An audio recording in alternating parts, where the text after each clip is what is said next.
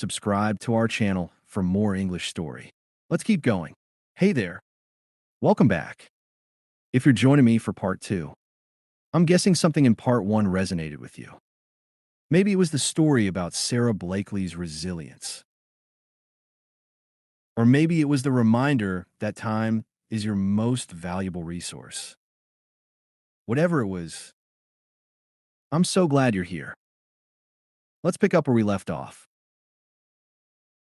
In part 1, we talked about resilience, time management, goals, learning, and gratitude.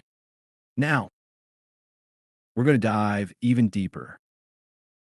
We'll talk about building confidence, finding your purpose, dealing with self-doubt, and creating habits that stick. This isn't about being perfect. It's about progress. It's about taking small, meaningful steps toward the life you want. So, let's keep going. Building confidence even when you don't feel it. Confidence is one of those things that everyone seems to have except you. Right? Wrong. Here's the truth. Confidence isn't something you're born with. It's something you build, one small step at a time. Think about the first time you rode a bike. You probably wobbled, fell, and maybe even cried a little. But you kept trying, and eventually, you got it. That's how confidence works. It's not about being fearless. It's about taking action even when you're scared. Let me tell you about my friend Alex.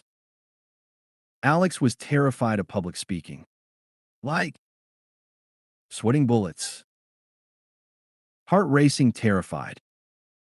But instead of avoiding it, he joined a local Toastmasters group. At first, he stumbled over his words and forgot his lines. But over time, he got better. And now, he's one of the most confident speakers I know. Here's the thing. Confidence comes from doing, not waiting. So, if you're waiting for confidence to magically appear, stop. Start small. Take one tiny step outside your comfort zone. Maybe it's speaking up in a meeting or asking for feedback or even just introducing yourself to someone new. Practical tip. Write down one thing that scares you but will make a big difference in your life. Then, break it into smaller steps. For example, if public speaking scares you, start by practicing in front of a mirror, then with a friend, then in a small group. Remember, confidence is a muscle. The more you use it, the stronger it gets. Finding your purpose, even if you're not sure yet. Let's talk about purpose. It's a big word, isn't it? It sounds so serious. Like you need to have your whole life figured out. But here's the truth. Purpose isn't something you find. It's something you create. Think of it like this. Purpose is the intersection of what you're good at, what you enjoy, and what the world needs. It doesn't have to be grand or world-changing. It can be as simple as helping your team succeed, creating art that makes people smile, or being a great friend. Take my cousin Mia. She's a teacher, and she loves it. But she didn't always know that teaching was her purpose. She tried a bunch of different jobs, marketing, sales, even event planning, before she realized that what she really loved was helping people learn. So, If you're feeling lost, that's okay. Start by asking yourself, what do I enjoy doing? What am I naturally good at? And how can I use those things to make a difference? Even in a small way. Practical tip. Spend 10 minutes journaling about these questions. 1. What activities make me lose track of time? 2.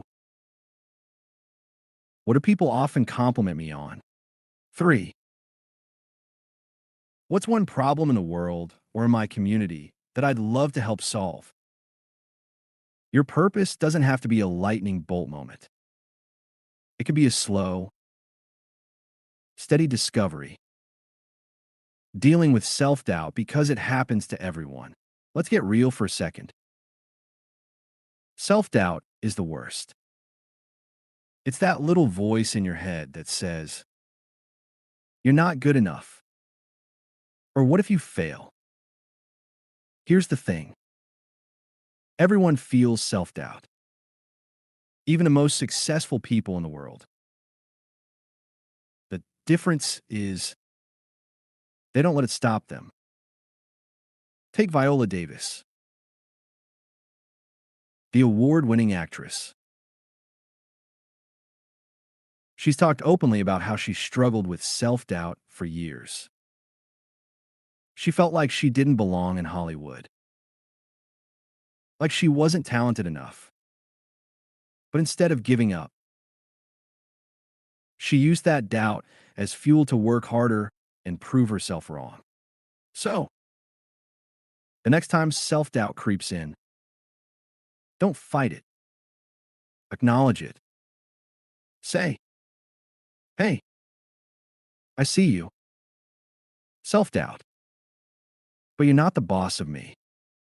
Then, take one small step forward anyway. Practical tip. Create a confidence file. Whenever you receive a compliment, achieve something, or feel proud of yourself, write it down. Then, when self-doubt shows up, open that file and remind yourself of all the times you've succeeded. Remember, self-doubt is just a feeling. It doesn't define you. Creating habits that stick without the guilt. We all know habits are important, right? But here's the problem. Most of us try to change too much, too fast. We decide we're going to wake up at 5 a.m., work out for an hour, meditate, journal, and eat a kale smoothie, all starting tomorrow. And then, when we inevitably fail, we feel guilty. Sound familiar? Let's try a different approach. Instead of trying to overhaul your life overnight, start with one tiny habit. Something so small it's almost impossible to fail. For example, if you want to start exercising, commit to doing just 5 minutes a day. That's it. Once that feels easy, you can build on it. This is called the tiny habits method. And it works because it's based on progress, not perfection. Take my friend Jake. He wanted to read more, but he kept falling asleep after a few pages. So, he started with just one page a night. Now, he reads for 30 minutes before bed. And it's become one of his favorite parts of the day. Practical tip. Pick one habit you'd like to build. Break it down into the smallest possible step. Then, attach it to something you already do. For example, after I brush my teeth, I'll do 5 minutes of stretching. After I pour my morning coffee, I'll write down one thing I'm grateful for. Small steps lead to big changes. Conclusion. Your time to shine.